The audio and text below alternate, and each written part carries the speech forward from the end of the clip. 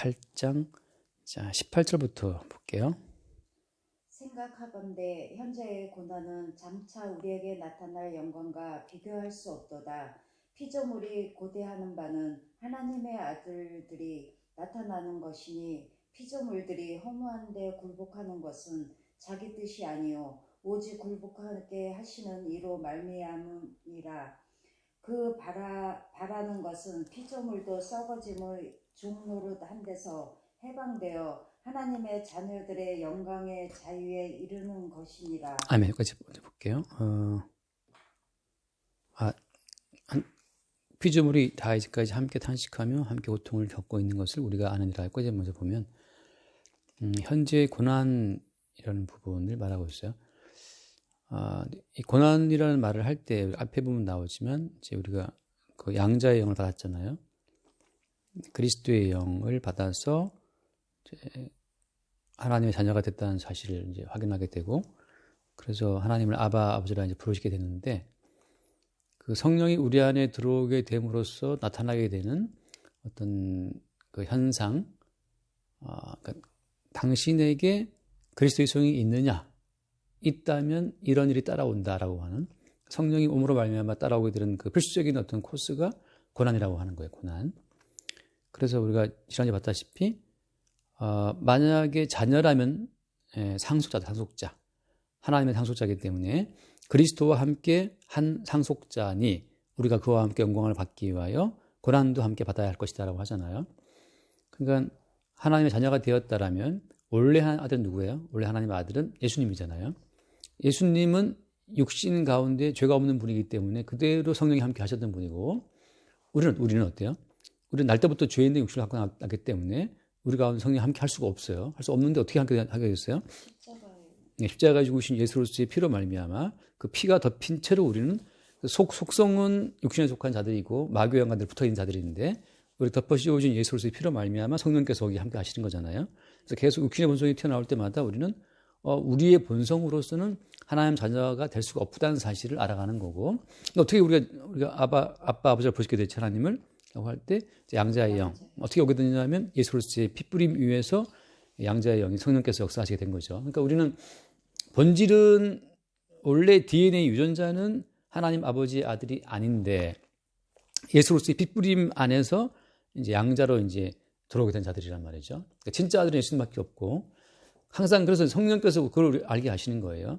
우리의 본질, 육신의 본질이 죄로 말미암아 튀어나올 때마다, 그러니까 마귀의 영과 우리 육신은 늘 이렇게 붙어 있단 말이죠. 그래서 마귀의 영으로 말미암아서 우리는 사람의 일을 생각하고, 내가 살아간 내 인생이니까 뭐 이렇게 했으면 좋겠다고 뭐 각자 희망을 품게 되고, 육신의 모든 꿈이 항상 있기 때문에 그 육신의 꿈을 또 누가 또 항상 뒤에서 이렇게 조종을 해요. 마귀가 항상 이제 너는 이런 삶을 살 수가 있어 하고 막 계속 희망을 막 다 심어주는 거죠. 너는 잘 될 수가 있고. 근데 그때 성령께서 오셔가지고서 아니다. 육신으로서는 하나님의 영광에 이를 수 없기 때문에 예수님이 너 대신 십자가에 피를 죽으신 것이다 라고 예수의 피를 합금으로 말미암아서 이제 우리가 양자의 영으로 또 깨어나는 거죠. 아 맞다, 우리의 본질은 아닌데 예수로서의 핏뿌림으로 말미암아 우리가 하나님 자녀가 되었지 라고 이제 알게 되는 거죠. 그렇게 자녀임이 확인이 되면 따라오는 코스는 뭐다? 따라오는 코스는 예수님과 함께 하나님의 상속자로서 천국을 받아야 되기 때문에 예수가 받았던 동일한 고난을 함께 받는 코스로 간다는 거죠. 그러니까 예수님이 십자가의 고난을 통해서 하나님 아버지의 영광에 들어갔던 것처럼 그 예수로서의 핏뿌림을 받아서 양자로 입적된 우리도 동일하게 예수님과 같은 고난받는 코스를 따라가서 영광에 들어간다고 하는 거예요. 근데 왜 꼭 고난을 통해서만 영광에 들어가야 되느냐라고 하는 것이 오늘 이야기의 어떤 주제가 돼요. 일단 이제 고난을 통해서 우리는 우리 육신의 본질이 하나님의 본질과 같지 않다는 사실을 알아요. 우리의 육신의 본질은 하나님의 본질과 같지 않다? 같지 않다는 거죠. 우리 육신의 본질은 계속해서 하나님의 진노의 심판을 받아 마땅한 본질이에요. 우리 육신은 항상 우리가 주인공이 되어서 뭘 생각하기 때문에, 하나님의 피조물임에도 불구하고 우리는 항상 우리만의 어떤 꿈을 꾸거든요. 그러니까 살든지 죽든지 우리를 창조하신 그 뜻이 이루어지기를 우리가 바라야 되는데, 우리는 나를 지으신 그분을 멱살을 붙잡고 이제 내 뜻대로 해달라고 막 때를 부리는 거죠. 그러니까 우리를 창조하고 우리를 태어나게 할 때는 우리를 나게 할 때에는 하나님 뜻이 있단 말이지. 있는데 우리는 그 뜻을 찾지 않고 이 땅에서 형성된 우리의 가치관을 갖고 우리의 꿈을 꿔요. 이 땅의 사람들은 다 돈이 최고래. 우리 다시 돈이 최고의 꿈을 꾸는 거지. 이 땅에서는 배가 막히지 않는다는 거지. 근데 주께서 우리를 어때요? 나사로 거지처럼 살게 하시면 살아야 된단 말이지. 근데 우리는 그걸 되게 두려워하죠. 그 두려워하는 그 이유는 무서워하는 종의 영이 왔기 때문인데, 항상 이 육신과 붙어 있는 그 무서워하는 종의 영, 그 마귀의 영으로 말미암아 헛된 꿈을 꾼단 말이지. 자, 그래서 주님께서 어떻게 우리를 고난의 코스로 집어넣음으로 말미암아서 우리 육신의 본질이 하나님의 본질과 같지 않다는 사실을 계속 확인을 시켜요. 그게 이제 말하자면 광야 40년이에요. 광야에 들어가면 이제 왜 괴로운 거예요? 이 사람들이 애굽에 살던 사람이잖아요. 그래서 애굽 땅에 살던 그 애굽의 가치관이 다 들어있어요. 애굽에서는 맛있는 것을 먹고 좋은 옷을 입고, 그리고 뭐 높이 올라가는 그런 기쁨도 있고 보람도 있고 돈 벌어 만큼 사는 그런 보람 즐거움도 있고, 그 애굽의 삶인데 주말에 파티도 하고 말이에요. 그런데 광야에 들어가는 순간 이제 애굽에서 먹었던 그 맛있는 것도 먹을 수가 없고, 뭐 술도 먹을 수가 없고, 고기도 먹을 수가 없고, 그런 파티도 없고, 그냥 애굽의 모든 삶이 아무것도 없는 거예요. 광야에 들어가면 오직 그냥 만나만, 그냥 죽으라고 만나만 먹는 거고, 옷도 사 입을 수 없어. 그냥 광야에서는 뭐 의료비 없으니까 그냥 하나만 입고 그냥 가는 거예요. 그래서 이제 광야에 들어가서 이스라엘 사람들이 모든 속성이 다 튀어나와요. 이제 그때 그들은 뭘 후회하냐면 모세의 말을 듣고 출애굽한 것을 후회해요. 그래서 다시 말하면 우리가 예수 그리스도의 영을 받아서 이제 자녀가 되고 양자가 되어서 하나님 나라를 받게 되면, 그때부터 이제 모든 성도들은 심지어 자기가 받은 구원 자체를 후회할 정도로까지 고난이 와요. 내가 왜 예수를 믿었던가? 차라리 예수를 내가 몰랐더라면 그냥 뭐 가서 그냥 부부라 마셔 할 수 있었는데, 예수를 이제 믿고 보니까 이게 돌아갈 수도 없고 예수를 믿는 믿음이 들어간 상태이기 때문에, 그래서 심지어 이제 내가 왜 예수를 알았던가라는 그 예수를 믿고 받은 구원까지도 후회하는 상황까지 간다고 하는 거죠. 그러면서 뭘 아는 거냐면, 이래서 우리의 본성은, 우리 육신의 본성은 하나님이 주시는 구원을 원한다고 말하지 않는다? 우리 육신의 본성은 하나님의 구원을 원하는 것이 아니고, 우리 육신은 육신의 구원을 원해요. 그러니까 우리가 받고 싶은 구원은 따로 있어요. 우리가 받고 싶은 구원은 뭐냐 하면 예수를 믿고 잘 먹고 잘 살고 부자가 되고 성공하고 이런 구원을 꿈꾸단 말이지. 그러니까 교회들마다 육신의 구원을 전파하는 거예요. 예수를 믿으면 죄사함도 받고 보너스로 이제 부자도 되고 병고침도 받고 출세할 수 있고 승진할 수 있고 그런 꿈들을 막 심어주거든요. 그것이 육신이 추구하는 구원이에요. 육신이 추구하는 구원은 그래서 애굽에 대한 꿈을 항상 꿔요. 그래서 주일 오후 예배 하잖아요. 육신의 구원은 니느웨에 대한 꿈을 꾼단 말이죠. 근데 하나님의 구원은 근데 애굽에 대한 그 모든 구원을 다 삭제해버리고 광야를 끌고 들어가서, 광야에 들어가서 이것은 구름기둥, 불기둥이 인도하는 그 삶, 내일 일을 알 수가 없어요. 만나도 하루치만 내리기 때문에, 하루치 외에 만나가 안 내리기 때문에 내일은 만나가 내릴까? 그거 자체도 장담할 수 없어요. 내일은 구름기둥이 떠올라서 우리를 인도할까? 그것도 알 수 없어요. 한 장소에서 그냥 몇 년을 있는 거죠, 그냥. 그러니까 정체된 어떤 삶 가운데에서 나는 빨리 가고 싶은데 주님이 그냥 한 장소에 몇 년 동안 구름기둥을 안 띄우면 그냥 거기 있는 거예요. 그러니까 내일 만나가 내릴지도 모르겠고, 내일 어떻게 길을 떠나게 될지도 모르겠고, 도대체 언제 가나안 땅 가는 거냐. 이게 그러다 보니까 40년이 지나간 거예요. 정작 가나안 땅 근처에 왔는데 불구하고 또 가나안 땅 가려고 봤더니만 가나안 땅에 너무 거인들이 살아. 도저히 자기들의 힘으로는 가나안 땅에 들어갈 수가 없어. 저기는 우리 힘으로 불가능한 땅인데 왜 인도했냐 말이지. 또 원망하게 되고. 그러니까 하나님이 인도하신 그 모든 구원은 우리 육신에 있는 모든 본성을 다 노출을 시킨다고 하는 거예요. 그래서 고난이 따라오는 거예요. 육신에 들어있는 모든 속성을 노출시키기 위해서 주님이 고난을 주시는 거예요. 그 첫 번째 원인이 그거예요. 육신의 본성이 하나님의 구원과 합차지 않는다는 사실. 우리의 본성은 하나님의 구원을 원치 않고 오히려 육신의 구원을 희망한다고 하는 것. 그 사실 마귀가 만든 구원인데, 그 마귀의 구원을 희망한다는 사실을 주님이 보여주기 위해서 고난을 주시는 거예요. 그래서 고난 속에서 우리는 누구를 배척해요? 고난 속에서 우리는 하나님을 배척하고 미워하고 예수를 배척해요. 그래서 우리가 예수를 못 박아 죽인 죄인이 맞구나. 이렇게 육신적인 구원을 추구하니까 내 한 몸 불편하면 다 귀찮은 거지. 뭐 예수 뭐 다 필요 없어요. 나에게 따뜻함을 주고 먹을거리를 주고 뭔가 안식을 주는 그 신을 우리 믿겠다는 거지. 그게 육신이 추구하는 이제 어떤 하나님이거든요. 광야의 고난 속에서 이제 육신의 본성이 다 드러나면서 우리 육신이 착하거나 선해서 구원된 것은 아니구나를 이제 알게 되는 거죠. 그러니까 그럼 뭘 보냐면 이제 더 씌워진 어린 양의 피를 보는 거예요. 우리가 잘해서가 아니고 어린 양의 피로 인해서 구원이 이루어지는 거라는 사실을 하나님이 고난을 통해서 우리에게 확인을 시키는 거예요. 그래서 정말 구원받은 사람은 정말 구원된 사람이죠. 정말 하나님 구원을 받은 사람은 세월이 갈수록 자기 육신의 본성으로는 안 된다는 사실을 매일매일 보게 돼요. 이렇게 세상을 사랑하고 돈을 사랑하고 쾌락을 사랑하는 사람들인데 이러한 본성으로 하나님의 구원을 얻을 수 있다? 불가능한 사실을 매일 보는 거죠. 그러니까 진짜 구원을 입은 사람은 이제 어린 양의 피의 가치만을 계속 새롭게 보게 돼요. 그래서 구원을 하러 가시는 거예요. 우리 육신의 모든 가능성이 제로라는 사실, 이 육신 가운데에서 하나님의 구원을 입을 만한 조건은 있다 없다? 없다는 사실을 확인하는 과정에서 고난을 주시는 거고, 그래서 자연스럽게 이제 우리 육신의 가능성 때문에 구원된 것이 아니고 무지한 어린 양 예수가 흘린 피로 인해서 구원되는 것이구나 해서 피로 이루어지는 어린 양 예수로서의 희생으로 이루어지는 구원의 가치를 명확히 보는 거죠. 고난 속에서. 그게 첫 번째 고난의 목적이고, 자, 두 번째는 뭐냐면 그런 식으로 고난을 꼭 함께 겸비해서 구원을 주시는 이유는 뭐 때문이냐면은 고단 말씀 때문이에요. 19절 말씀. 피조물이 고대하는 바는 하나님의 아들들이 나타나는 것이니 피조물이 허무한데 굴복하는 것은 자기 뜻이 아니요 오직 굴복하게 하시는 이로 말미암습니다. 자, 그럼 피조물이 허무한데 굴복한다는 말 나오잖아요. 그리고 그 21절 말씀 보면 그 바라는 것은 피조물도 썩어짐의 종로로 한데. 아멘. 여기 보면 자, 피조물 어떻게 된다? 피조물도 썩어진다는 거죠. 자, 중요한 것은 뭐냐면 아담과 하와가 하나님 말씀을 어기고 타락할 때, 그러니까 선악과를 먹었을 때 아담과 하와만 저주를 받았어요? 아니면 아담과 하와로 말미암아서 모든 만물이 다 저주받았어요? 만물 받았죠, 그죠? 지금 아담과 하와의 죄라고 하는 거, 다시 한번 말해서 지금 저나 집사님이나 우리 모두의 죄라고 하는 것은 우리만 썩어지게 하는 것이 아니고 우리를 둘러싸는 모든 환경 자체가 다 함께 썩어지는 거예요. 그래서 지금 모든 만물이 다 같이 썩어지고 있어요.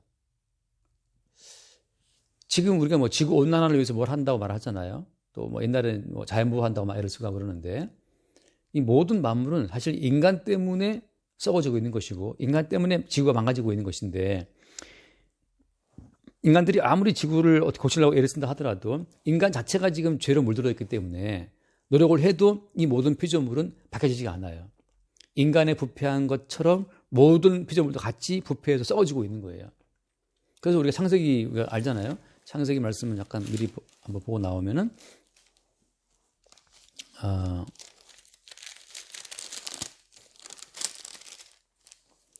창세기 3장에 보면은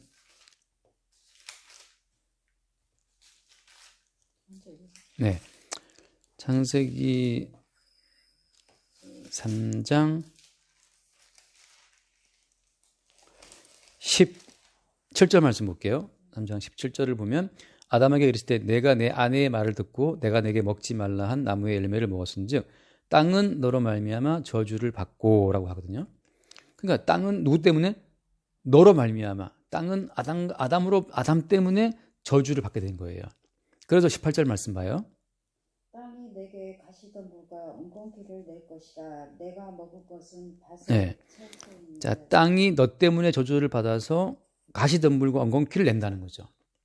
그래서 결국은 아담 때문에 이 땅이 저주를 받아서 이 땅은 그냥 가시를 내고 엉겅퀴를 내고 우리 인간은 그 가시를 뽑고 엉겅퀴를 제거해야만 밭을 갈아 뭘 먹을 수 있는 상황이 된 거죠. 그러니까 모든 피조물은 그럼 땅이라고 해서 가시덤불을 좋아하냐? 그렇지 않다는 거예요. 모든 피조물도 지금 다 뭐라 했는지 아까 뭐라 했었죠? 썩어지면 정도 하나 돼 있고 22절 말씀 보면 22절에 피조물이 다 이제까지 함께 탄식하며 함께 고통 겪고 있는 것을 우리가 아느니라. 피조물이 다 함께 탄식하면서 고통 겪고 있다. 결국은 아담의 범죄를 말미암아서 아담이라고 하는 그 인간만 나빠진 것이 아니고 아담이 딛고 살고 있는 땅 전체가 저주를 받아서 이제는 모든 피조물이 함께 탄식하면서 고통을 당하고 있다는 거예요. 어제 잠깐 어디 뭘 보니까 요새 호주 이런데 땅콩만한 해파리가 있대요. 근데 이 해파리가 땅콩만한데 촉수의 길이가 2m가 넘는다는 거지. 그래서 저 멀리 있는 사람을 촉수로 딱 쏘면 사람이 20분 내로 죽는데 20분 내로 막 고통감 죽는다는 거지. 근데 이 땅콩처럼 작은 이 해파리라서 이게 보이지도 않는 거지. 2m, 3m 뒤에서 그냥 쏴버리니까. 그런 해파리가 지금 호주 앞바다에서부터 전 세계에 퍼져가고 있대요. 학자들이 그 해파리의 그 출처를 따라가다 보니까는 중국 앞바다, 서해바다, 거기에서 그 해파리가 나오더라는 거지. 중국에서 무지막지한 그 폐수들이, 공장 폐수들이 막 그 강을 타고 바다에 들어오는데, 거기 그 폐수로 말미암아 산소가 모자라는 가운데서 대부분 거기는 다 죽어버리는데, 해파리는 산소가 극히 적어도 산대요. 거기서 온갖 희한한 변종 해파리 나오면서 해파리들이 지금 전 세계 바다로 쫙 퍼져가고 있다는 거지. 이 해파리가 큰 해파리들은 걸어낼 수가 있는데 이 땅콩만한 해파리는 그거 걸어낼 수도 없고, 이 해파리가 그냥 물고기도 그냥 쏴서 죽이고 다 죽이고서 뭐 그쪽 서해바다 근처에 있는 물고기도 잡을 수 없대요. 요새 일본 바다 앞바다에 가면 그물 건지면은 해파리만 수북에 올라온다는 거지. 물고기가 다 사라져가고. 피조물대로 독성 해파리 때문에 다른 고기가 죽고 하는 그런 식으로 아무튼 간에 피조개가 지금 다 함께 탄식하면서 고통을 겪고 있다는 거예요. 그러니까 우리는 그걸 보면서 왜 이렇게 자연재해가 심하고, 뭐 뉴욕에 뭐 폭설이 왔네, 뭐 어디죠 이탈리아에 뭐 폭우가 와서 뭐 다 떠나갔는데, 뭐 터키 지진 때문에 터키 지진 난 땅 갈라진 지금 더 크게 갈라지고 있는데, 갈라지는 그 폭이 좀 더 커지고 있더라고. 터키 땅 지진 난 거 보니까 몇만 명이 죽었네. 그러니까 땅도 탄식하면서 뒤틀리고 있는 거고, 바다도 희한한 것들 때문에 또 탄식하고 있는 것이고, 공중에 뭐 마찬가지로 또 그냥 벌들이 지금 사라지고 있는데, 그 벌들이 왜 사라지느냐? 꿀벌들이 나간 다음에 안 돌아오네, 벌통으로. 다 죽었다는 거. 왜 죽었냐? 그래서 뭐 지금도 많은 학자들이 이제 연구하고 있어요. 농약을 쫙 뿌려서 그때 왜 죽었느냐부터 해서 많은 말들이 많던데, 꿀벌이 대부분 다 죽어버렸기 때문에 꿀벌이 나서 수술에 그걸 꽃가루를 갖고 암술에 뿌려줘야 이게 이제 식물이 자라나는데, 꿀벌이 다 사라지는 바람에 꽃가루를 옮겨줄 곤충이 없는 거예요. 근데 또 농작물도 지금 약해지고 있다는, 결국은 아담의 죄라고 하는 그것은 아담이라는 인간에게만 한정된 것이 아니고 모든 피조물로 어떤 여파가 쫙 번져간다고 하는 거죠. 그래서 오늘 이 로마서 하신 말씀은 뭐냐 하면, 인간 육신의 죄라고 하는 것이 인간만 죽여준 것이 아니고 모든 피조물의 탄식까지 유도하고 있다는 거. 따라서 어때요? 그리스도 예수께서 이루시는 구원은 동시에 모두 회복되어야 되는 거예요. 모두. 인간만 구원할 뿐 아니라 어때요? 이제 모든 피조물까지 함께 다 새로워져야 된다고 하는 거죠. 구원의 범위가 넓어지는 거예요. 단순히 인간만의 구원이 아니고 인간으로 말미암아 인간의 구원을 통해서 모든 피조물까지 새롭게 되는 그 어떤 과정으로 주님이 구원의 과정을 지금 가고 있다는 거예요. 끌고 가고 있다는 거죠. 그래서 여기서 현재의 고난을 말할 때 이 현재의 고난 속에 뭐가 포함되느냐 하면, 이제 모든 피조물이 당하는 고난까지 함께 생각할 수밖에 없는 고난으로 들어간다고 하는 거죠. 자, 그래서 잠깐 열왕기하를 보면은, 열왕기하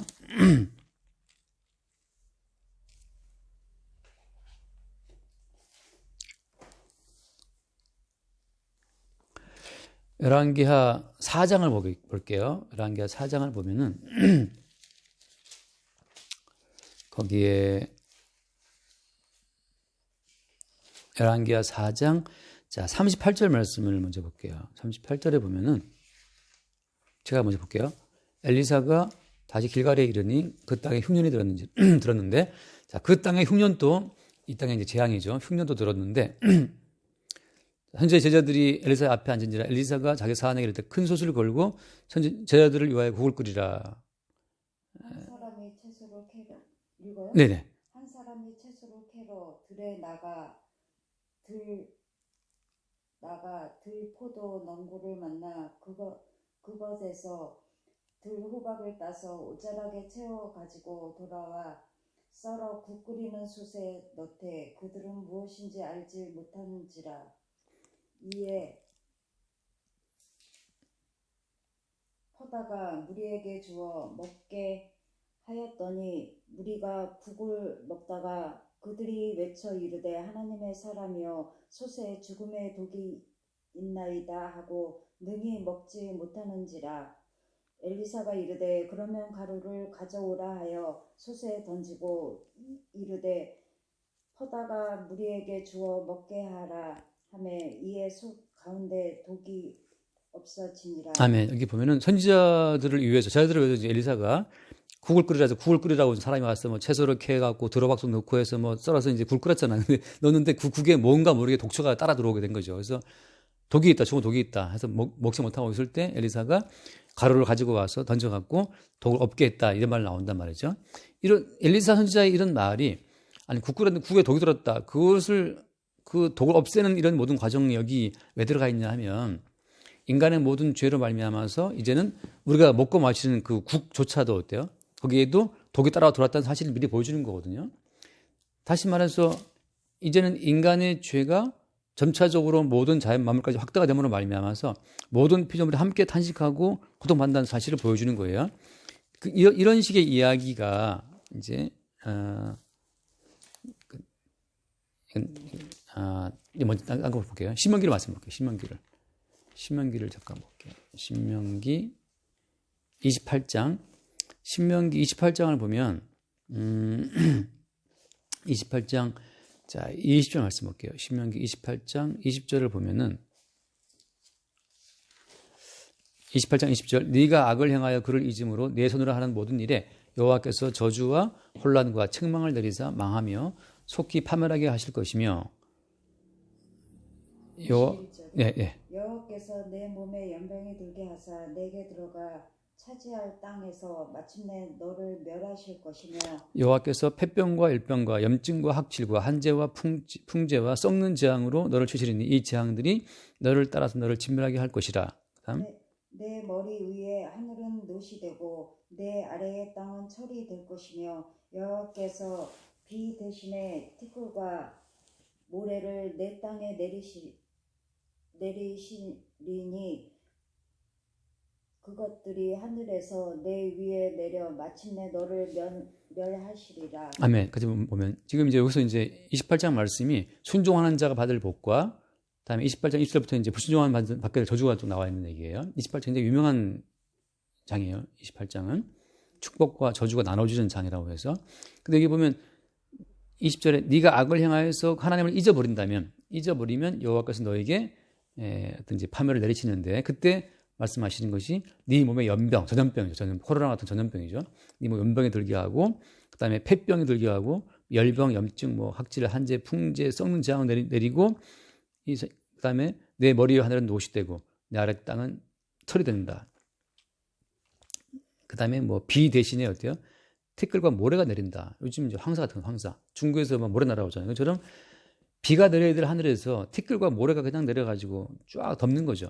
이렇게 이제 모든 하늘까지도 비가 내리지 않고 티끌과 모래가 내리고 네 머리 하늘은 노시 되고 인간의 몸에는 연병이 돌고 폐병이 들고 이렇게 모든 저주의 양상들을 쭉 설명하는 거예요. 그런 저주의 땅에 이제 엘리 선지자가 등장해서 독이 든 국에다가 그 뭔가를 가루를 뿌리고 말미암아서 그 독을 없애는 어떤 작용을 하는 과정을 통해서 선지자라고 하는 것은 이제 장차 오게 될 그리스도로 말미암아서 모든 만물이 새롭게 회복될 것을 말씀하고 있는 거예요. 다시 말해서 모든 이제 피조물도 뭘 기다리는 거예요? 거기 뒤에 나오지만 다시 한번 거기 돌아와서 21절 말씀, 21절. 그 바라는 것은 피조물도 썩어짐의 종로를 한 데서 해방되어 하나님의 자녀들의 영광의 자유에 이르는 것입니다. 자, 피조물도 뭘 바란다는 거죠? 피조물이 살아있는 것처럼 뭘 바래요? 하나님의 자녀들의 영광의 자유에 이르는 것을 그들이 바란다는 거죠. 그 바라는 것, 피조물도 하나님의 아들들은 누구죠? 양자의 영을 받은 그리스도 예수의 사람들, 예수의 피로 덮여 있는 그 하나님의 아들들의 등장을 모든 피조물도 바란다고 하는 거예요. 왜냐하면 역순이에요, 역순. 말하자면 모든 피조물이 지금 탄식하며 고통당하고 있는 것은 뭐 때문이었어요? 아담의 죄 때문이었잖아요. 그럼 피조물이 고통에서 벗어나는 길은 어떤 길이 돼야 돼요? 동일하게 아담의 그 모든 죄가 해결되면 자연이 또 그걸 또 해결되겠죠, 그죠? 피조물의 고통은 아담의 죄로 왔기 때문에 아담의 죄가 해결되면 피조물의 고통도 이제 해결이 되는 거예요. 그래서 말하자면 지금 오늘날 모든 인간들이 지구 온난화를 막겠다부터 해서 많은 연구를 하고 있지만 이 모든 피조물의 고통이라고 하는 것은 하나님의 아들들의 등장이 되어야 피조물의 고통이 끝나는 거지. 하나님의 아들들이 없이 인간의 지혜와 노력만으로 이 땅을 바꿔보겠다는 것은 이건 순서가 안 맞는 거예요. 아담의 죄가 해결함 받은 하나님의 아들들이 등장할 때 이제 모든 피조물도 자연스럽게 회복되는 길로 간다고 하는 거죠. 아까 엘리사가 보여준 하나의 모형이에요. 그것이 독이 든 어떤 것도 엘리사를 말미암아서 회복되는 것처럼 하나만 더 읽고 이제 또 결론을 가야 되는데 마태복음 28장을 보면 마태복음 28장인가? 마가복음 끝장. 마가복음 15장, 마가복음 16장에 보면은 마가복음 16장 17절을 보면은 마가복음 16장 17절 제가 볼게요. 믿는 자들에게는 이런 표적이 따르리니 곧 그들이 내 이름으로 귀신을 쫓아내며 새 방언을 말하며 18절 뱀을 집어 올리며 무슨 독을 마실지라도 해를 받지 아니하며 병든 사람에게 손을 얹은즉 나으리라 하시더라.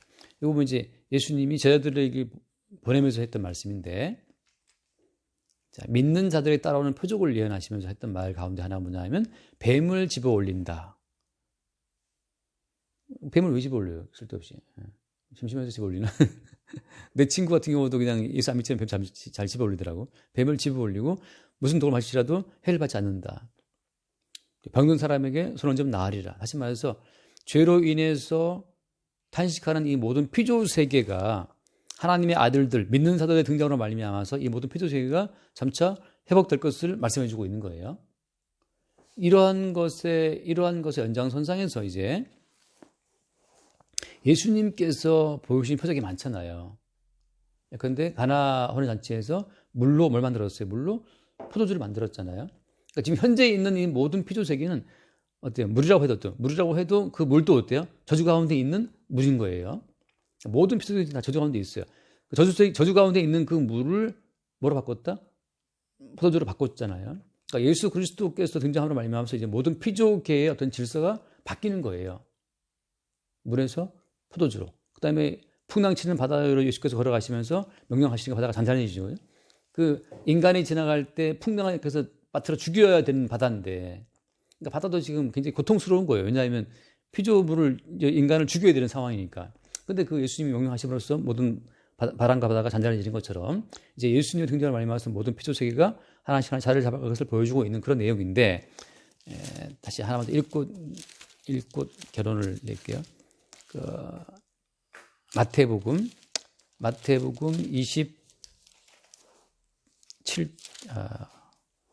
27장. 마태복음 27장에 보면 27장 50절 말씀을 볼게요. 50절. 예수께서 다시 크게 소리 지르시고 영혼이 떠나시니라. 이에 성소 휘장이 위로부터 아래까지 찢어져 둘이 되고 땅이 진동하여 바위가 터지고 무덤들이 열리며 자던 성도 몸이 많이 일어나되 예수의 부활 후에 그들이 무덤에서 나와서 거룩한 성에 들어가 많은 사람에게 보입니다. 아멘. 여기 보면 예수님이 십자가 못 박혀 죽으실 때 그 죽는 그 시점에 벌어진 사건들이 쭉 나와 있거든요. 성소 휘장이 찢어진 거 하나 있고, 그죠? 그다음에 땅이 진동했어요. 그다음에 바위가 터지고, 그다음에 어때요? 무덤들이 열리며, 그죠? 그리고 성도들의 몸이 많이 부활했어요. 일어났어요. 그래서 어때요? 심지어 그다음 말씀 보면 나오지만 그들이 무덤에서 나와서 거룩한 성에 들어가 많은 사람들에게 보이니라. 예수님의 십자가의 죽으심이 무슨 사건이길래 땅이 진동하고 또 여기 안 나와 있지만 하늘에 해가 어두워지고 그다음에 무덤들이 막 열려서 무덤에 있던 그 시체들이 막 일어나서 그냥 걸어서 성에 들어가고 말이죠. 이 모든 이런 일은 뭘 말하는 건지 하면 예수 그리스도께서 이 모든 피조 세계의 회복자로 왔다는 사실을 보여주는 거예요. 예수의 십자가의 죽으심으로 말미암아서 예수의 십자가의 죽으심이 도대체 뭐길래 예수님의 그 평범한 한 젊은이의 죽음이 이 모든 피조 세계에 여러 가지 변화를 일으키냐 말이죠. 그러니까 예수님이 모든 피조 세계의 회복과 연관됐다는 사실을 보여주고 있는 거예요. 그래서 아까 뱀을 집으며 자, 뱀이 인간을 공격한다. 이것은 뭐의 징조예요? 이것은 뭐의 증거였어요? 아담이 범죄한 것으로 말미암아서 저주받은 땅의 양상이거든요. 그러니까 모든 피조물은 어쨌든 간에 다른 피조물을 물어뜯어야 돼. 내가 살기 위해서. 그 모든 양상으로 뱀들이 움직이는데 그때 이제 믿는 사람들은 다시 말해서 하나님의 아들들이죠. 하나님의 아들이 등장하게 되면 하나님의 아들들 앞에서 이 모든 피조 세계에 그 저주받았던 그 모든 양상들이 풀린다는 것을 보여주는 거죠. 새로워진다는 걸 보여주는 거예요. 그래서 그 이제 결론적으로 넘어가서 그냥 골로새서만 읽고 마칠게요. 골로새서 1장을 보면 골로새서 1장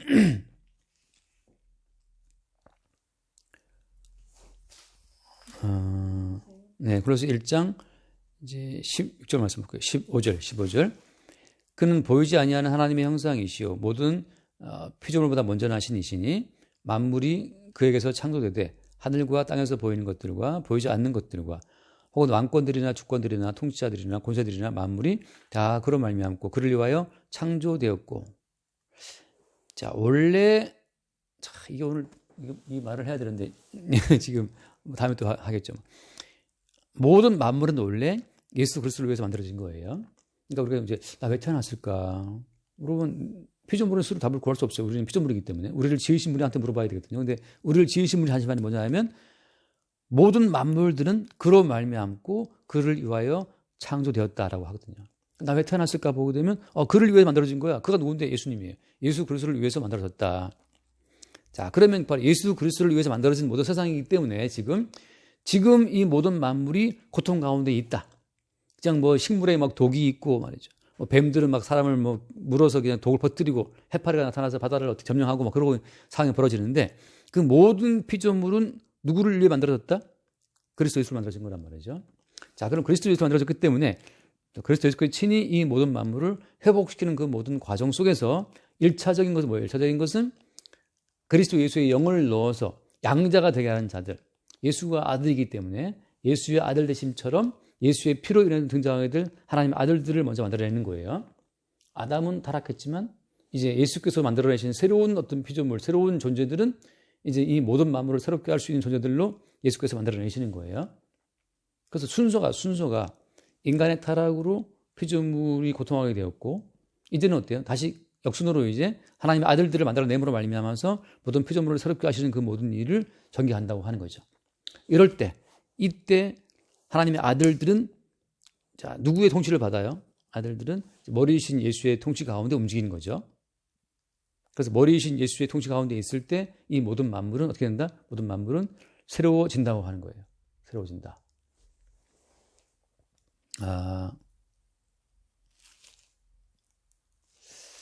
한번 읽고 넘어갈게요. 사도행전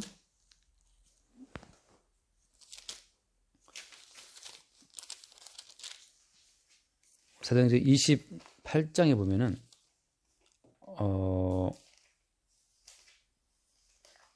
28장 5절 3절 이제 28장 1절부터 보면 우리가 맞아요? 네네. 우리가 구조된 후에 안즉 그 섬은 멜리데라 하더라. 네, 지금 사도 바울이 로마로 가는 중에 배가 파손돼서 지금 섬에 포로되어 있어요. 섬에 지금 포로된 거예요.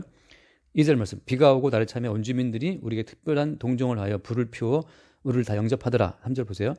바울이 나무 한 묶음을 거두어 불에 넣으니 뜨거움으로 말미암아 독사가 나와 그 손을 물고 있는지라.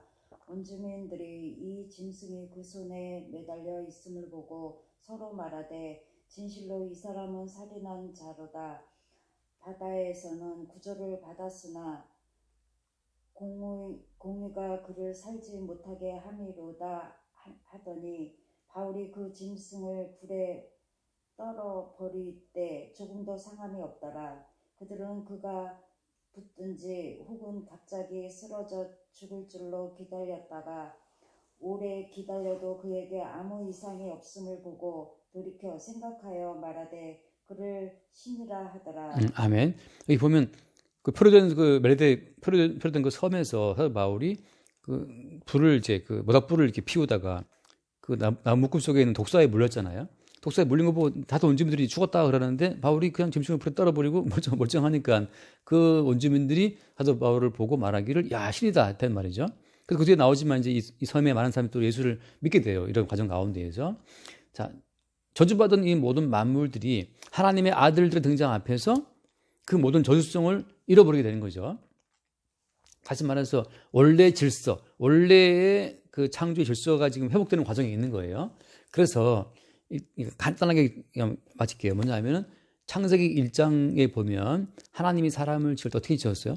하나님이 사람을 만드실 때 형상과 모양대로 그죠? 하나님의 형상이라는 걸 뭘 말해요? 하나님 형상은 뭘 말하죠? 그래서 하나님 형상과 모양이라고 말했는데 형상과 모양이라는 말은 어떤 말이죠? 한번 읽어볼게요. 고린도후서 4장을 볼게요. 고린도후서 4장에 보면 하나님의 형상이란 뭐냐가 딱 정의가 나와요. 고린도후서 4장 4절을 볼게요. 내가 맞아요? 아니요. 4장 4절. 후서 4장 4절. 그 중에 이 세상의 신이 믿지 아니하는 자들의 마음을 혼미하게 하여 그리스도의 영광의 복음의 광채가 비치지 못하게 하미니 보세요. 그리스도는 하나님의 형상이라고 되어 있죠. 예. 누가? 그리스도는 하나님의 형상이다. 자, 하나님의 형상과 모양대로 인간을 지었잖아요. 하나님 형상은 뭐예요? 하나님 형상은 그리스도예요. 그리스도, 예수 그리스도가 하나님 형상이에요. 또 하나 더 볼게요. 골로새서 아까 봤던 1장 15절 골로새 1장 15절을 보면 내가 볼게요. 그냥 그는 보이지 아니하는 하나님의 형상이시오라고 되어 있어요. 자, 그는 누구냐? 예수님이에요. 예수 그리스도는 보이지 않는 하나님의 뭐다? 형상이다. 되어 있죠. 하나님 형상은 누구예요? 예수 그리스도예요. 하나는 더 히브리서 1장을 볼게요. 히브리서 1장 3절 히브리서 1장 3절 이는 하나님의 영광의 광채시오 그 본체의 형상이시오. 아멘. 여기 보면 이는 누구? 이는 그 앞에 나오지만 아들인데 아들이신 예수를 말하거든요. 그 예수 그리스도 하나님의 아들 예수 그리스도가 하나님의 영광의 광채시고 그다음보다 그 본체의 형상이시다. 그러니까 예수 그리스도가 하나님의 형상이에요. 하나님이 인간을 창조할 때 인간을 뭐로 만들었다? 하나님의 형상과 모양대로라고 할 때 그 형상은 누구를 말한다고요? 형상은 예수 그리스도를 말하는 거죠. 따라서 모든 인간은 그리스도 예수를 담는 그릇으로 지어진 거예요. 그래서 모든 성도, 모든 교회의 머리는 누구죠? 예수 그리스도예요. 그래서 예수 그리스도의 머리됨의 통치를 받는 그의 몸이 모든 성도예요. 그러니까 예수 그리스도의 통치 속에 성도가 있을 때에는 예수 그리스도의 통치를 받는 하나님의 아들들, 그죠? 하나님 아들은 누구예요? 아들은 예수님이고 우리는 뭐예요? 양자인데 그 하나님의 아들들, 하나님의 아들은 한 분이고 아들들은 여럿이에요. 우리도 양자이기 때문에 그 머리의 통치를 받는 하나님의 아들들이 등장해 나갈 때 그 머리의 통치 안에서 모든 피조물은 자연스럽게 복종한다고 하는 거죠. 왜 복종하냐 하면 창세기 1장에 나와 있는 제가 볼게요. 창세기 그 처음 만들 때 그 창세기 1장 26절 말씀 보면 하나님이 이르시되 우리의 형상을 따라 우리의 모양대로 우리가 사람을 만들고 그들로 바다의 물고기와 하늘의 새와 가축과 온 땅과 땅의 기능 모든 것을 다스리게 하자라고 해서 공중의 새와 바다의 물고기와 그다음에 뭐 하늘의 새와 가축과 온 땅의 모든 것들을 다스리게 하자 해서 다스릴 목적으로 하나님이 인간을 지으신 거잖아요. 그런데 그 인간은 누구의 모양대로? 하나님의 형상과 모양대로. 하나님의 형상과 모양은 예수 그리스도이기 때문에 예수 그리스도가 담겨있는 인간이 등장할 때 그때 바다의 하늘의 새와 바다의 물고기와 가축과 온 땅의 모든 걸 다 다스리게 되는 일이 이루어지는 거예요. 그때 피조물들은 비로소 그런 나를 피조물들은 지금 어떻게 하고 있다? 간절히 고대한다고 하는 거죠. 머리이신 예수 그리스도의 통치를 받는 하나님의 아들들이 등장할 때 그때 이제 모든 만물들은 그 머리의 통치를 받는 하나님의 아들들의 통치 안에서 모든 만물들을 하게 되고 질서를 찾게 되는 거예요. 그 날을 모든 만물이 기다린다고 하는 거죠. 모든 피조물이. 이해되세요? 그러니까 창세기에 나와 있는 하나님이 하나님 형상대로 만든 인간을 만들어서 형상대로 지음받는 그 인간으로 하여금 어떻게 하자? 모든 걸 다스리게 하자. 그래서 바다의 물고기와 공중의 새와 가축과 온 땅을 다 그걸 다스리게 하자 이렇게 하고 인간을 만들었잖아요. 근데 그 인간에게 마귀가 붙어갖고 이제 인간이 마귀의 그릇으로 쓰게 된 거예요, 지금. 근데 그 인간 속에 다시 예수의 피가 부어짐으로 이제 인간은 예수 그리스도를 담는 예수의 그릇이 되고 하나님의 형상이 그대로 이루어지는 하나님의 피조물이 되어서 이제 애초에 만들었던 다스리게 하자 했던 하나님의 그 언약을 이루어지게 되는 실제 인간들이 되는 거예요. 그러니까 여기 창세기에 나온 이 모든 말씀은 한참 세월이 지난 이후에 예수 그리스도를 머리로 하는 그의 몸의 등장까지 염두에 두고 하신 말씀이에요. 그러니까 지금 저나 우리 인간이 모든 피조물을 다스리는 지위에 있지 않아요, 지금. 지금은 해파리까지 인간을 쏴 죽이는 때가 됐고, 지금은 지진이 인간을 죽이고, 지금은 온 나라가 인간을 죽이고, 지금 나가면 인간 다 천지기 때문에 인간을 살려고 애를 쓰고 있지만, 인간은 다 도시로 지금 모여 살잖아요, 도시로. 나가면 죽을 수밖에 없어요. 밤매다가 죽고 말이죠. 물에 수영하러 갔다가 죽고 다 죽는다고.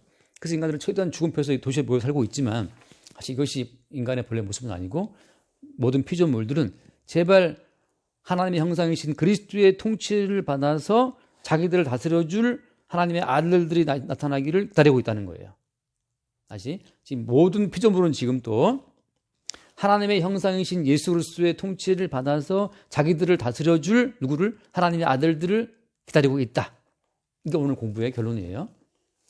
모든 피조물은 탄식하면서 하나님의 형상이신 예수 그리스도의 통치를 받아서 자기들을 다스려줄 하나님의 아들들의 등장을 지금도 기다리고 있다는 것이죠. 그치? 네, 그치? 마치자 기도하시고. 주님 감사합니다. 인간의 죄와 모든 피조물은 저주 가운데 갇혀 있지만 우리의 죄 때문에 죄 없는 주님께서 육신으로 오셔서 우리의 죄를 살과 피로써 우리의 죄를 사해 주심을 감사드리며 어리신 예수님의 통치 아래서 모든 피조물은 복종하며 예수님을 기다리고 있음을 주님 감사하며 사랑이 많으신 예수 그리스도 이름으로 기도드렸사옵나이다. 아멘. 주님 감사합니다. 피조물에 탄식하며 고통받는 것을 우리 주님 보시고 하나님의 형상대로 이 땅에 오신 예수 그리스도, 그 예수 그리스도 안에서 하나님의 아들들로 부르신 자들로 말미암아 하나님의 온전하신 창조의 계획이 펼쳐지고 또 이루어짐을 바라봅니다. 하나님의 형상대로 지음받은 인간 속에 오신 그리스도 예수로 말미암아 이 피조물들을 향한 모든 하나님의 계획과 뜻까지 온전하게 이루어지는 그 날을 또한 바라보며 우리 주 예수 그리스도의 이름으로 기도드립니다. 아멘.